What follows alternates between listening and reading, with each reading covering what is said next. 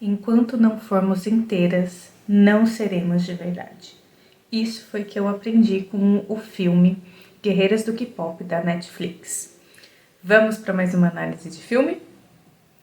Bom, nesse filme a gente conhece as 3 guerreiras, que elas cantam músicas que aumentam a nossa confiança, alimentam a nossa alma, a nossa autoestima, o nosso amor próprio. Elas, quando elas cantam essas músicas e as almas se sentem nutridas, eles criam uma proteção no mundo. Elas são responsáveis por ter essa proteção do mundo contra os demônios. Os demônios são criaturas que têm marcas pelo corpo e são almas infelizes. O grande papel dos demônios ali é pegar almas para alimentar o grande mestre deles, né? Então, o filme começa com uma das guerreiras mostrando que ela é meio demônio, só que ela não conta para as amigas. E o que acontece? O mestre dos demônios já tá ficando fraco por conta dessa proteção que elas criaram. Então, um demônio tem a ideia de criar uma banda para ir quebrando esta proteção para que consigam alimentar esse mestre deles. Então, com essa nova banda formada, o que acontece? Começa a enfraquecer essa proteção que as guerreiras tanto cuidam. Elas têm o desejo de conseguir uma proteção máxima. Vamos a alguns detalhes aqui, tá? Primeiro detalhe aqui. Essas guerreiras, elas estão trabalhando incansavelmente para alcançar essa proteção máxima. E o que acontece? A principal cantora perde a voz. Quando isso acontece, elas precisam ter uma pausa forçada, porque ela não consegue cantar, ela não alcança a nota. E aí, gente, é o nosso primeiro aprendizado. Não adianta a gente querer acelerar o processo, a jornada. Cada um tem o seu tempo de jornada, o seu tempo de processo. E aqui também fala sobre a importância de descansar, né? Quantas de nós não descansamos para chegar mais rapidamente onde a gente deseja? Quando esse grupo, né, masculino dos demônios surge, chamada Saja Boys, a proteção começa a se romper. E as guerreiras nunca se viram nessa situação e o que acontece? Elas se desesperam. E aí elas criam uma nova canção para fortalecer a proteção de novo. Só que tem um detalhe, elas criam essa nova canção baseada no ódio, na raiva. E o que acontece, na verdade, justamente o contrário. Essa proteção, ela começa a abrir mais, porque o monstro, né, o mestre dos demônios, se alimenta dos nossos piores sentimentos. E aí aqui vai mais 2 lições que eu observei nesse filme. Primeiro, tudo o que a gente escuta, o que a gente fala, o que a gente pensa, tem muita influência na nossa vida, da nossa energia, da nossa vibração. E a segunda coisa que eu achei importante nesse momento é que não dá pra gente fazer as coisas baseado no ódio, na raiva, na vingança. Sabe aquele ditado, vai na força do ódio? Vocês já perceberam que não vai na força do ódio, né? Empaca de vez, não é mesmo? Essas guerreiras aprenderam que elas tinham que esconder os medos, as faltas e só mostrar o que era bom. Quantas de nós também não fazemos isso, não é mesmo? Esse lado que não é socialmente aceito, que a gente tem vergonha de mostrar, é o que Jung chamou de sombras. O ódio, a raiva, o ressentimento, o arrependimento, tudo isso é alimentado, tudo isso alimenta esses sentimentos ruins, o que Jung chamou de complexos. E aí, quanto mais a gente sente isso, maior ele fica, até ele tomar conta de nós. E olha que interessante, os demônios, na verdade, eles só são essa parte ruim. eles só são ódio, eles só são arrependimento, eles só são remorsos. E o que aconteceu? Isso tomou conta deles, essa sombra se tornou maior do que a luz deles. Então eles se tornaram pessoas, almas tristes, apagadas, sem luz.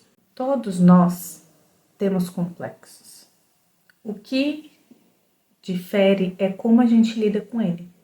Cada um lida de uma forma. Só que quanto mais a gente alimenta essa sensação de não ser boa, esse ódio, esse ressentimento, esse vitimismo, maior esse complexo fica. Então, o que a gente tem que fazer? Justamente o contrário. Ah, Patrícia, você está falando então para não sentir ódio e raiva? Não, ninguém consegue não sentir ódio nem raiva. Todo mundo sente isso, faz parte da gente. O que eu tô falando é não dar tanta importância para eles, né? Lembra que eu falei que eles se alimentam do ódio, da vingança, do vitimismo, desses sentimentos negativos? Então a gente tem que fazer ao contrário, para que esse complexo não tome conta da gente e nos faça sentir pequena. Sabe aquela vozinha que às vezes fala assim: ah, você não consegue fazer isso. Aí, de fato, você não consegue fazer algo que você planejou, essa vozinha vem no seu ouvidinho e fala assim: tá vendo?